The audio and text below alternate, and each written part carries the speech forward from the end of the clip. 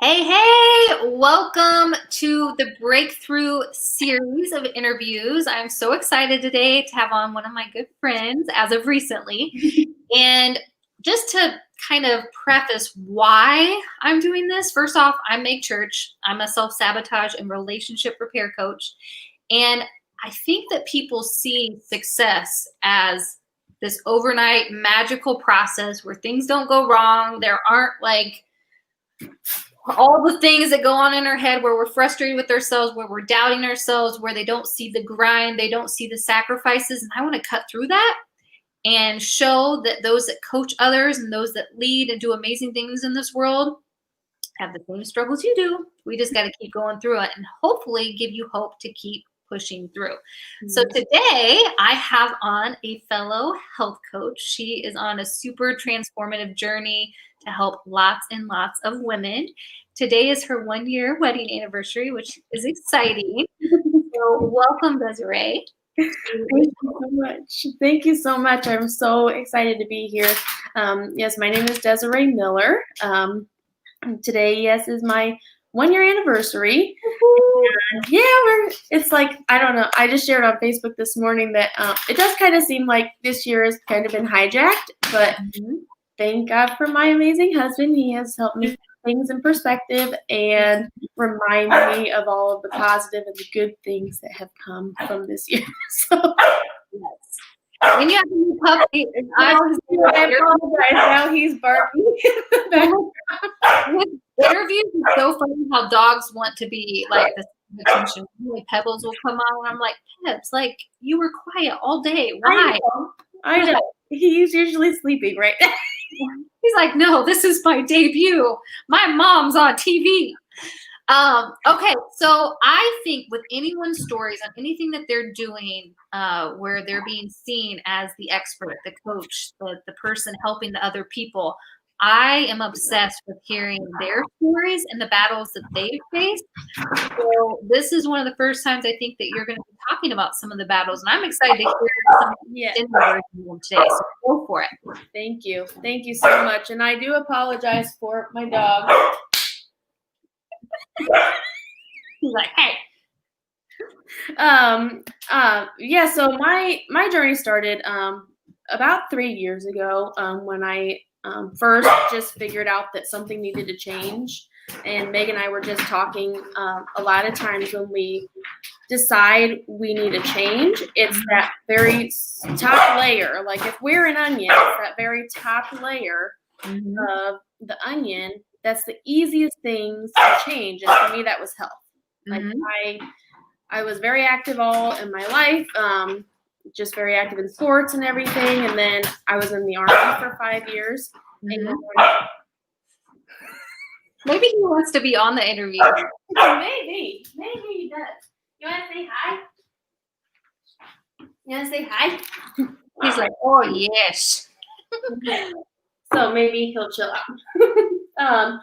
So for me, that was health and fitness. When I was in the Army, I was very into fitness challenges and just very active and running and strength building and everything. And then after I got out, I had really struggled with depression and struggled with that for about 7 years and developed some very unhealthy habits during that time and gained about 70 pounds in 7 years. And during that time, I really created an alcohol dependency. And then in about 2017, I realized that I needed a change. And I needed to do something. And I had gone through and just done like the self-help, like all the books, all the audio books, all the things, because perfectionism, Yeah. And so then I was like, okay, well, I really like there's something else. Like I want to get down to like the nitty gritty. I want to know why I'm doing these things. Because like everybody, like I tried so many times over and over and over again, and I couldn't get things to budge. Like I was just stuck.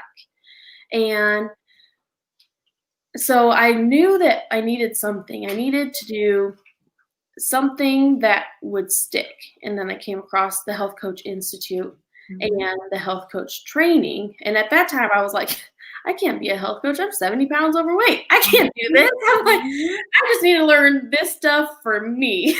Yep, that's how it always starts. Yep. And I'm the kind of person that like I want to know like the all the whys underneath the whys. Like I needed to go deep. And I've always been that kind of person. I'm still that person. Which makes you a great coach because it's kind of like the 2-year-old that keeps going, why? Yep. Always curious. Yeah. So I went through the health coach training and I lost 20 pounds and then I lost another 20 pounds. And so now I'm 40 pounds down. And by that point, I had gotten to a point where I was really confident in a lot of those changes that I had made in my life up to that point. And then I was like, okay, I've got the food thing down. I've got my habits. Like I'm pretty comfortable right now. So let's attack this alcohol thing. And that's where things got real interesting. All your stuff comes up. Yep. Yep. And so there were a lot of key books and podcasts and things for me that really helped me through that journey. And I would say the first one was the 40-day soul fast. And I can't remember her name. I was trying to look it up again before we got on, but I can share that with Meg. But it's fasting for 40 days, like during Lent, and you really fast from those things that keep you from being close with God, that really gets in the way with your relationship with God, because that for me is what it always came down to. And so that was the journey that I just started, like just barreling down. And then COVID happened, and all the bars were shut down, and it was a blessing. And everything changed. And so through this, I've learned how to trust God. I've learned who God is, who I am in God. And I've learned the magnitude and just how amazing what he did for me is, and that I no longer have to live in the shame of my past. I no longer have to live and keep going back to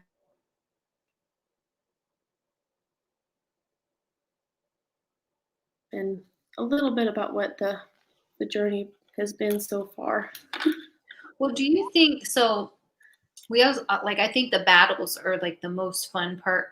Not to talk about why you're in them, but when you kind of move through them, and there's a sense of healing that happens as you start to share, which is why I was like, you need to start sharing some of this stuff on here. But do you think that as you broke up with some of these bully type behaviors, first off, what was the bully inside of you saying? And how did you start to break up with them? Because I think there's this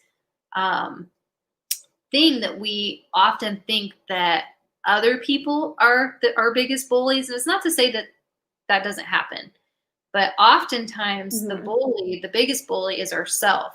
And maybe those things that happened to us in the past or the things that were said to us in the past happened, but they keep going on repeat inside your head like a broken record. And then who's truly the bully? It's ourselves. So how did you start breaking up with the bully and start navigating through that? I think we froze a little bit, but are you there?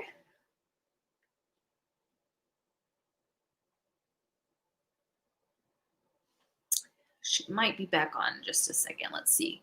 Sometimes we have poor connection, so we just get reconnected. Her story is really awesome. I'm so proud of her for being able to share some of this stuff. It takes a whole other level of guts and courageousness and bravery to get on here and to share some of the things that you keep private, and the things that you are sometimes shameful of and that maybe you're still working through, but you don't necessarily want to share with the world. So let me see and make sure she's not struggling on here. There we go. Let's see. Yeah. Oh, perfect. I just kind of like segue. But anyway, I was getting ready to lead you into talking about like what the bully was like for you, as far as what you were saying to yourself on a regular basis, how you started breaking up with that. You mentioned the book, but yeah, what was the shame? The shame that was being produced from the bully continuing to beat you up inside your head.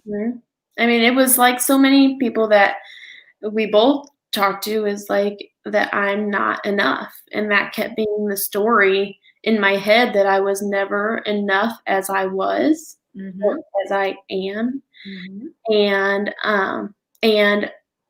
so in the beginning of my journey, it was always about fixing myself, like making myself good enough, like learning enough so that I would, because I was always defined about like defined by these external things.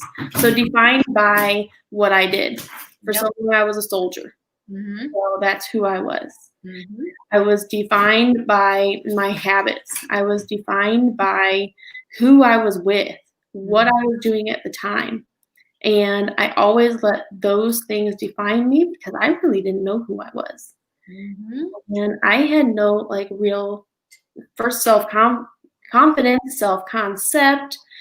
And I just kept always wondering and always questioning myself and my self-worth. And a lot of people don't know this yet. My mom has shared her testimony, so she's comfortable with me sharing. But when I was about 5 years old, my mom had to leave. I have two sisters, with my mom and my biological father. And she had to leave us. She was very young, mom, and my father was an abusive alcoholic. And while he never like hit my sisters and I, he's never treated his wives very well. And so there's a lot of things that I let define me about all of that. And one of the biggest things is that I wasn't enough to make my mom stay. I wasn't enough to make my dad quit drinking. And I wasn't enough to make my parents be who they should have been. So I was the oldest child, and for a long time I took a lot of responsibility for us and for what was going on, and developed codependency, and and so all these things really really stuck with me for a long time, that I would always try to prove my worth in so many different ways.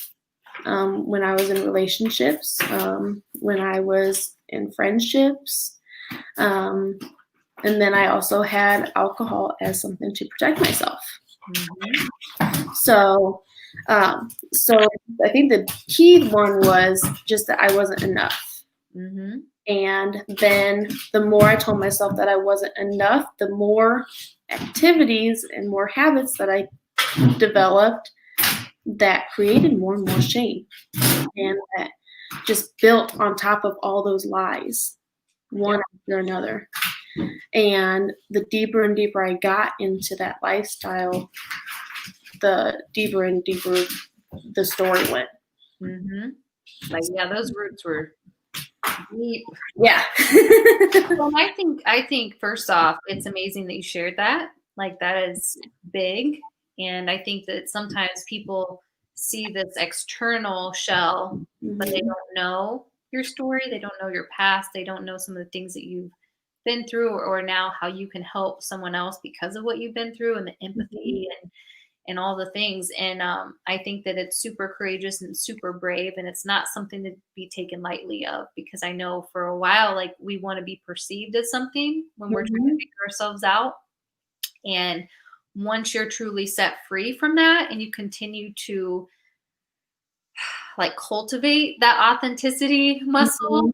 and then just get vulnerable. You might have a vulnerability hangover, as Brene Brown says, as you put Yep. stuff out there and be like, oh my gosh, because when you expose yourself, that's when people can say things, or that's, you know what I mean? Versus when Mhm. you're comfortable in that shell, no one gets to see that part. Mhm. So I think it's super brave of you. And I think that a lot of people will resonate with that. And hopefully, just by you sharing, it'll give other people the what do you call it? Like the ability to just Mhm. be open and share part of their story too. So I know this about you. Part of your journey of breaking up with the bully and Mhm. becoming your highest version of you, not of someone else, Mhm. has been through counseling, therapy, personal development, working on yourself. We met in a mastermind. Mhm. Um, so what does some of that look like, as far as like helping you move through that shame and get to where you are now?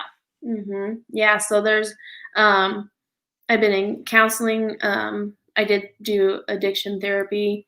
I'm also in a Celebrate Recovery program.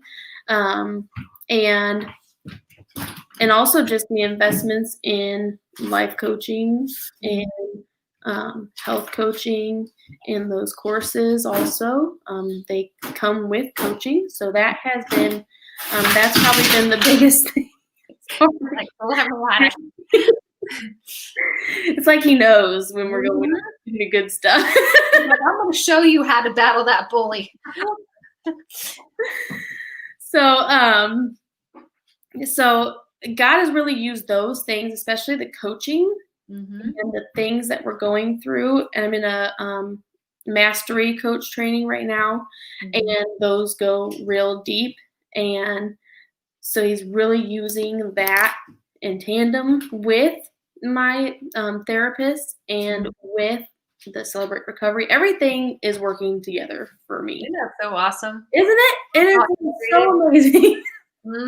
Well, and I think sometimes that's a misconception too, that people are like, "Oh my gosh, I don't know if I can take that on because it's just so much stuff." But when they truly do work in sync with each other, Mhm.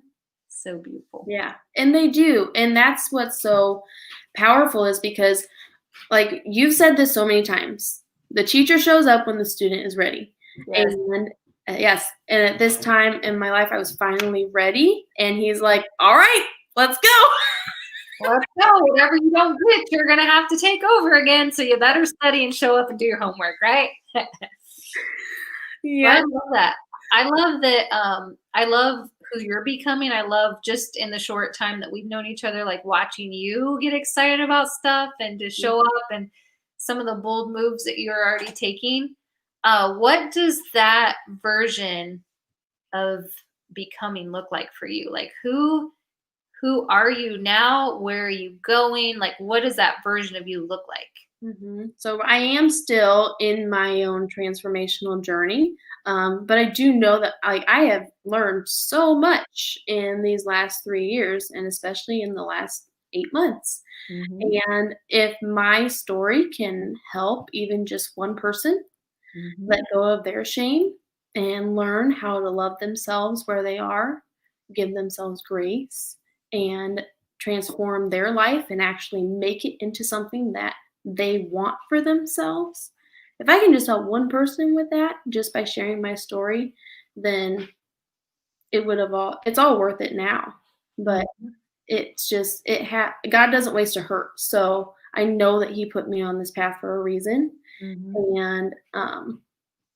And just in learning all of these things, there's been so many opportunities already for me to share my story, and women have been telling me that it helps give them hope, Mhm. and so I'm working on that. I'm sharing my testimony. I am just going forward and just focusing on coaching other women and Mhm. helping guide them through this change for themselves, because when you're going into deep things like that, it gets challenging, and you need space and you need someone in your life even if it's just for an hour a week that Mhm. you can come to, and you can really just, like, get into stuff. It's kind of Because like someone, like, holding your hand. So she's yeah. like, "Okay, there's cars coming, let's look both ways." Yeah. You know, that's to me, that's what it feels like when you know that you Mhm, have that you can lean on or that you can have, mhm, like, even if the person's just a little bit further ahead of you, it's like, "Okay, like, let's go." mhm, Because sometimes when someone is so far off from you, you're almost intimidated. So if mhm, someone's just a little bit closer, sometimes those are the best because you're like, mhm, "Okay, what do I need to look out for? Okay, mhm, is there a speed bump coming? Okay. mhm. Is there a cop up above? Like, do I need to slow down?" That kind of Yeah. thing. And I think that that is where your power is gonna lie. And I was thinking while you were talking, I was like, "Man, she should do something because it's like the business going in my head. Do something with, like, you said shame a lot, which I love talking about the things that we're shameful of, and sobriety. So it's like shameless sobriety, shameless, and I don't know. I Some love it. S's. I'm like, I love yeah, something like, I don't know. Play on words with that would be so Yeah, that's awesome. We'll have to talk more about that because yeah. I love that direction. That really that because that is what it's like about being like you have to be shameless. You have to Mhm. go through you it's really like I don't know who may need to hear this. It doesn't have to necessarily even be with alcohol or anything. Like it can be just with the thoughts that you're like you said the bully. Just Mhm. with your bully. Like once you realize that you don't have to hold on to that anymore, Yes. like, it's like, boom. Freedom. Freedom, yes, freedom. No, that's awesome. I love it. I know that right now we were talking about this before we actually went live, but in our mastermind, we talk a lot about what's coming up for this next year. And so 2020 for a lot of people is a roller coaster. Maybe things Mhm, didn't go according to plan or whatever. And a lot of times we think too far down the road, rather than planning for the year ahead because we get stuck in the holiday grind, we get stuck in mhm, like all the things. And mhm, so we were talking about this earlier. Well, if you know that you need a little bit of help mhm, in your life, maybe it's with food, maybe it's with alcohol, maybe it's just with like opening up about family dynamics, or maybe it's relationship stuff like with me or self sabotage. Start reaching out now. Like, how mhm, awesome would it be to set up a call with her, with me, with somebody mhm, to just have someone kind of understand and get your problems in their words, and they get it, and they could be that mhm, person that helps hold your hand when it gets mhm, dark. And knowing that you kind of have that set up prior to the new year, it's going mhm. to give you a sense of relief knowing, you know what? I may not know what all this stuff is going to look like this next Yeah, year, but I have someone like you had said, that I always say, when the student is ready, the teacher appears. That's why I'm having more people on here like her that might be a little bit better in one particular area than what I would be, or that might open doors to another area for your own healing. So um reach out. Like, she has time to like set up calls. I know we just kind of went, I think it just froze a little bit, but set up a time with her. You can send messages below if you want to reach out. She will set up a free discovery call with her. Or if you struggle, like I said, with relationships or self sabotage in other areas, I got you. I'm not necessarily the alcohol girl, but she could be that person for you. Um, was there anything else that you want to leave people with? A little. yeah, there was something that I just wanted to share, and we talked about this before Mhm. we went live. Um, just as we're heading into Advent, I just wanted to share something. We're heading into the Christmas season, and yes, I'm saying Christmas. Mhm. Mhm. um, and something that was very powerful for me as I was starting my journey was I'm just going to read a little bit from John 1 that in the beginning was the Word, and the Word was Jesus. The Word was with God. The Word was God. He was with God in the beginning. Through him, all things were made. Through Jesus, all things were made. Without him, nothing was made that has been made. So just that Jesus was actually the prince in heaven before he came down and was made man to die for our sins. Mm-hmm. And he did that for you. He did that for me. He did that for all of us because we are all sinners. And it's been taken away. Just know that whatever it is that you are holding on to with your shame, Yep. it's been taken away. So I know that there are some things that we have to work through still, even after we've given it up to God. But just know you don't have to keep going back to it. You don't have to keep living in it. You don't have to keep living in your shame to move forward in your life because it's already paid for. It's already taken care of. It's done. It's done. Done. It's done. I love it. I love that you brought that in, especially, like I said, getting into the holiday season and the Christmas season and just, the hustle and bustle that often ends up blocking some of that. So I think it's important to thread that in. I just want to thank you for being on and sharing your story. Wasn't this the first time you publicly shared this? Yeah, I shared a little bit with Faye Clark, who's a massage therapist. We were doing self-care Sundays, but I didn't share that much about my behind the scenes. All the growth.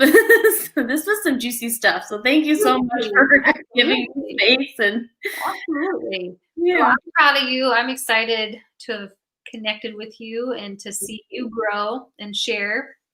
And I'm excited to see all the future testimonials and transformations that you're going to be able to help people get. Thank you. That's truly like the best part about coaching. Yeah, it is. Whether or not if you get coached or if you are coaching someone else, that is the juicy goodness. Yes. Yes, because people need to, we all need to know that it's possible for us. Yep. And just so you know, wherever you are, not only is it possible for you, it's already happening. If you're watching this right now, you are already in the works of that happening for yourself. Yep. How amazing is that?